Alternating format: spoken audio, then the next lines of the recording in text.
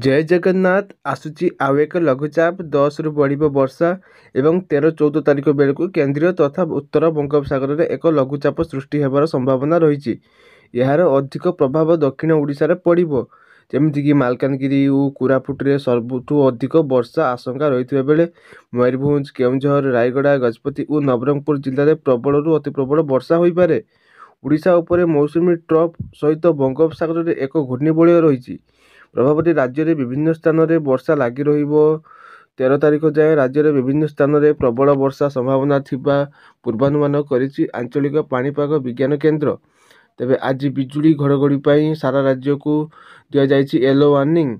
कालिठू बढ़िबो वर्षा प्रबल वर्षा 8 जिला को येलो वार्निंग देइछि आंचलिक पाणीपाग विज्ञान केन्द्र। सेहीपरि 11 और 12 तारिख में प्रबल अति प्रबल वर्षा 2 जिला जमीक मालकानगिरी एवं कोरापुट को ऑरेंज वार्निंग जारी करा जाइछि।